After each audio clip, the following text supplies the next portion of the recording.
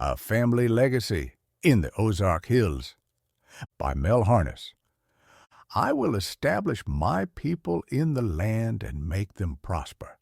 I will show love to those who were called unloved, and to those who were called not my people. I will say, You are my people, and they will answer, You are our God. Hosea 2:23. Beginnings. The beginnings of this book will not immediately capture the interest of those who want to race to the more interesting parts of our heritage. If you seldom read books or the introduction to books, you will naturally thumb past this section. But before you do, please consider reading a bit farther to understand its importance to our story. Good stories are not written. They are rewritten. Phyllis Whitney, your ancestors, all people, dead or alive, have roots, and those roots tell a story about the ones living today. Things that influence and impact your life now have some relationship to your ancestral heritage. This varies in degree as to how we choose to live life, but there is no escaping the choices made by past generations, good or bad, which often find their way into our present. The idiom, an apple doesn't fall far from the tree, often holds true about the relationship of behavior between a parent and a child. The idea that one's roots could explain patterns in us was particularly true in times past, when there were fewer influences as compared to today.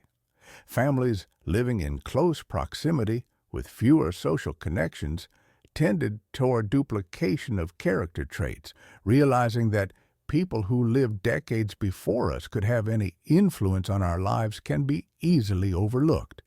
Although the evidence is there, we need to be made aware of it. Besides genetic similarities that are passed down by parents affecting our appearance and skill levels, the habits we form can often be easily traced to some of our kin. The ability to do something well often became generational skills and created family businesses that continued for long periods of time. These occupational skills became the basis for family names. Studying your genealogy and studying your ancestors through anthropology can be quite revealing and interesting. It is disheartening when names and stories are lost. People deserve and desire to be remembered. History depends on us to listen carefully and accurately retell or write it down. There are about 3,000 personal names in the Christian Bible, and perhaps 800 stories about individuals. The Bible is a record of how good and evil men came to bear upon those that followed. My interest in the Bible and in my family has greatly enriched my life, and I hope it does the same for you. Introduction: Scottish Ancestors. This is a story of the legacy of 5 generations of the Harness family who have lived in the Ozark Hills of Arkansas. The first chapter begins with the birth of Jane Virginia, Jenny Renfro Harness, and her marriage to Alexander Harness. Alexander Ellick lived to be only 24 years of age, while his widow Jenny lived to the age of 102. Due to his brief life and her unusual longevity, she became a matriarch and the primary influence on the future Harness descendants. Her life was a century of nurture, example, and instruction to her offspring. Ancient genealogy was mainly of the male and his lineage, but there is an exception found in the genealogy of Jesus Christ in the Bible. Matthew's Gospel contains a record of 5 women who stand out in the long line that descends to the Savior's birth, Matthew 1:1. Jesus' mother Mary was the primary subject in the short life of Christ, and little was told of his father Joseph. Mary was the prominent parent, and her interaction with him showed the influence she bore. The Bible calls Christ the seed of a woman and thereby reverses the usual role and reference of the man. Some have suggested that Jenny Renfro descended from a Scottish heritage that goes back to a Scot named Simon Renfro. DNA reveals that living descendants of Jenny have a dominant number of Scots genes. Simon Renfro was born in 1613 in the town of Renfrewshire, located about 5 miles west of the port city of Glasgow, in the area that is believed to have been the birthplace of William Wallace, Braveheart movie.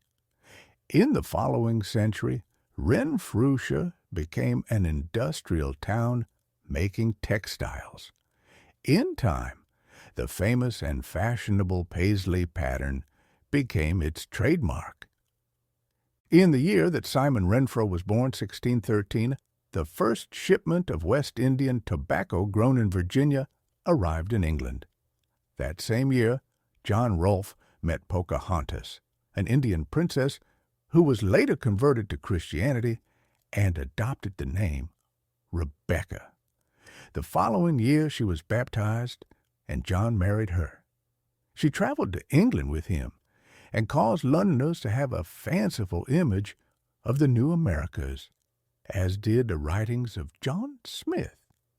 This caused adventure-seeking people to risk the dangerous frontier of the New World. Simon grew up in Scotland and heard the stories of the New World. At the age of 25, he took a ship to Jamestown, Virginia, landing there on May 6, 1638.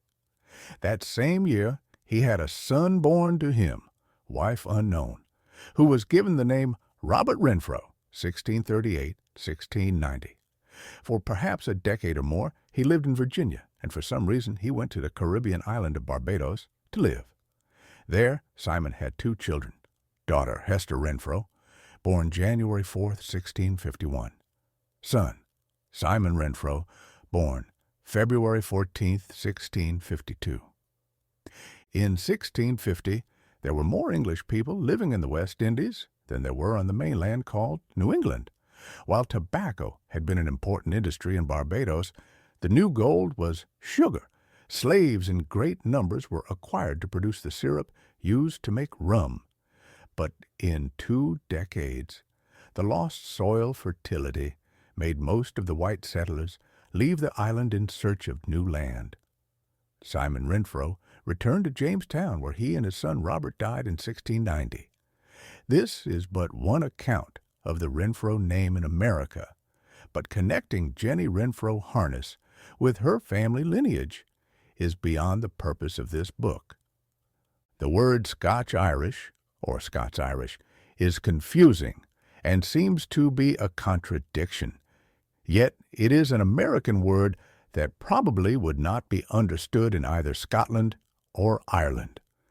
While the term indicates a mixture of 2 bloodlines, it is misleading. Scotch-Irish, when understood properly and in the historical context, were settlers first leaving lowland Scotland for Ulster in North Ireland during the 1600s. Then, as younger generations immigrated to North America during the 1700s and in the 1800s, the hyphenated name Scots-Irish did not mean an ethnic mix, but simply Scottish people from North Ireland, not from the island of Ireland. The Scots-Irish were mostly Presbyterian Protestants, while the Irishmen were mostly Roman Catholic. Scots-Irish immigrants were stern, strict, and liberty-loving people. Being Presbyterians who followed the teachings of John Knox, many believed in learning and educating their children. The signature of W.A. Harness, son of Alexander and Jane Harness, shows that he had good penmanship. Presbyterian preachers were also teachers and helped to educate students. They believed the Westminster Catechism had to be taught and learned by all. As early as 1636, Scots-Irish immigrants attempted to come to America, but their ship was damaged from foul weather and had to return home. Persecution caused others to begin an exodus in the later period of the 1700s. They began to journey over into Ireland, where they were hauled by vessels mostly to America. Between 20 and 30,000 Scots-Irish went to the new land, where they established themselves as vanguards of liberty. Many of the Scots-Irish poured into Pennsylvania, but some went southward in Maryland, Virginia, and into the Carolinas. The Piedmont area of North Carolina became a stronghold for many of them. Their work ethic, strong sense of family, and religion with love of the land gave them success in their pursuits of happiness and purpose. Most continued their faith and practice as Presbyterians. The Mecklenburg Declaration of Independence is claimed to be the first Declaration of Independence made in the 13 colonies before the American Revolution. It was signed on May 20, 1775, in Charlotte, North Carolina, by a committee of Mecklenburg County citizens declaring their independence from Great Britain. If true, the Mecklenburg Declaration was in effect more than a year before the Declaration of Independence was signed in Philadelphia on July 4, 1776. Regardless of its date, it gives us insight into the spirit of these people who boldly declared in writing their love for independence, self-governing, God, and brotherhood. Third, resolved that we do hereby declare ourselves a free and independent people, are and of right ought to be, a sovereign and self-governing association, under the control of no power other than that of our God and the general government of Congress, to the maintenance of which independence we solemnly pledge to each other our mutual cooperation, our lives, our fortunes, and our most sacred honor. Mecklenburg Declaration Resolve. 3.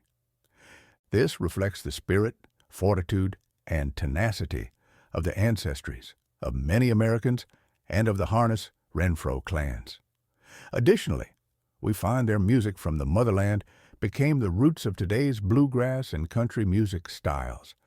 Appalachian ballads were of Scots-Irish origins, having come from the southern border of Scotland. These fiddle tunes spread throughout the colonies and were passed down to other generations of settlers.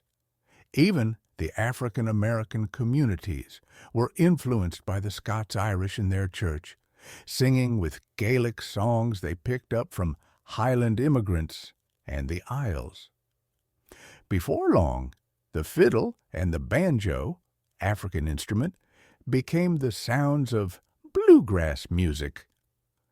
Ships called clippers sailed from Glasgow, Scotland in the 1700s to America en route to Virginia to pick up tobacco until the English War with America began in 1776. Glasgow was the world's premier tobacco port, where tobacco lords became wealthy from the addictive plant. The disparity of wealth between the merchant class and the working class of Scots amplified the growing division and led to workers' unions formed by Scots. The former Highland clan chiefs became landlords and leaders of the Industrial Revolution. Instead of building castles, they built factories. Instead of armies, they built workforces. Glasgow, Scotland, became one of the largest cities in the world and was called the second city of the empire after London.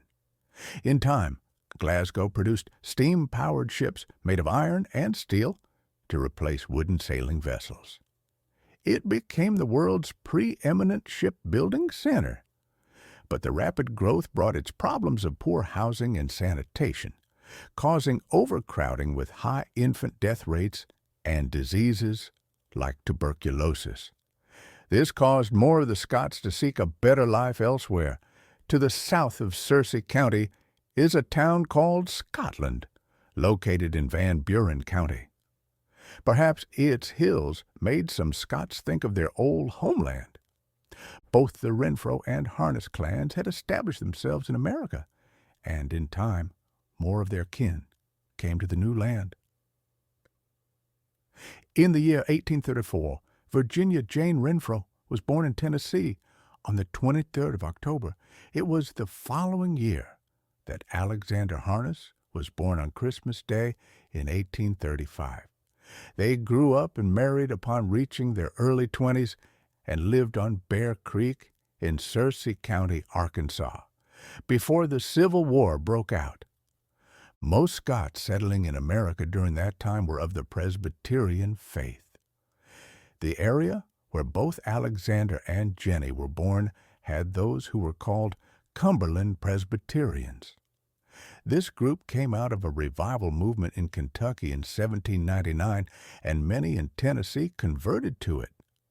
A separate branch was created after the Civil War and was named the Colored Cumberland Presbyterian Church. Yet the most popular denomination in America in the 1800s was the Methodist.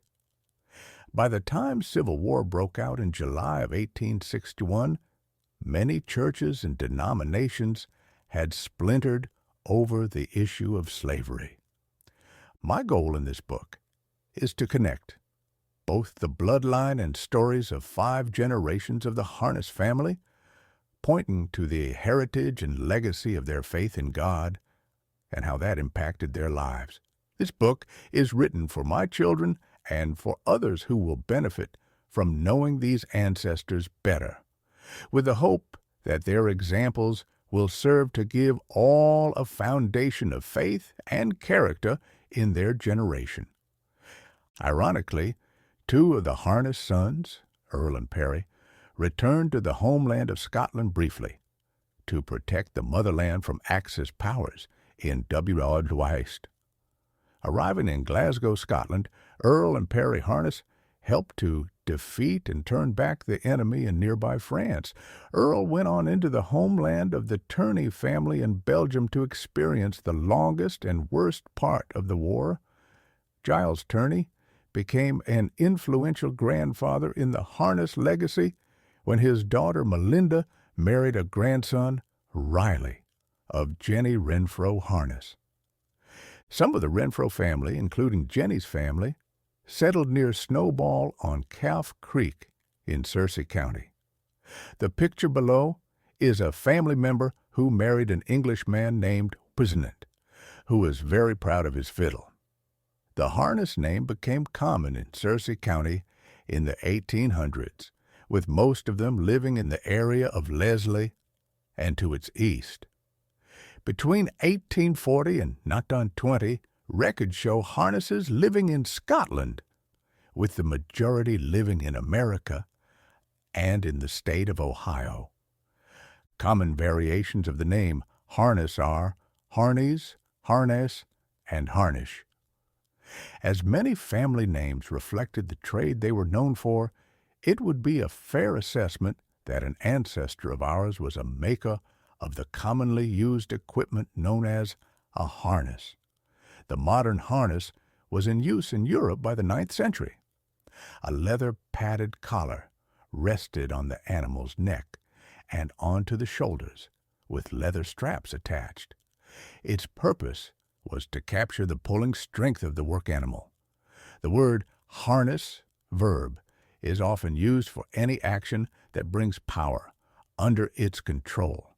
It's a word associated with making progress. Indeed, a strong name. Besides harnessing work animals, the early comers to the Ozarks harnessed streams of water using dams and water wheels. Steam was harnessed to move trains hauling freight along tracks, and eventually gas combustion was harnessed to move an automobile. Transferring power into a controlled movement changed the landscape of the entire land.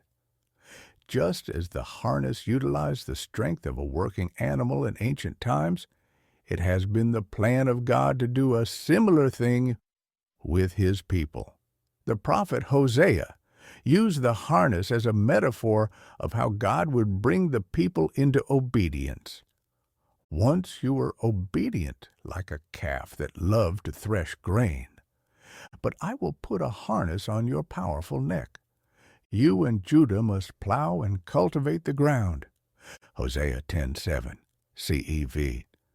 Today's images of Scottish people wearing kilts, playing bagpipes, and drinking Scotch whiskey remind us of a story of people living long ago near castles and rolling hills. But today, we Scots fit in with other groups of people who call America home. We need reminders of where we came from and how we got here. Most of our family bloodlines now have a mixture of many cultures, but in the beginning, all came from one father and mother who were made in the image of God.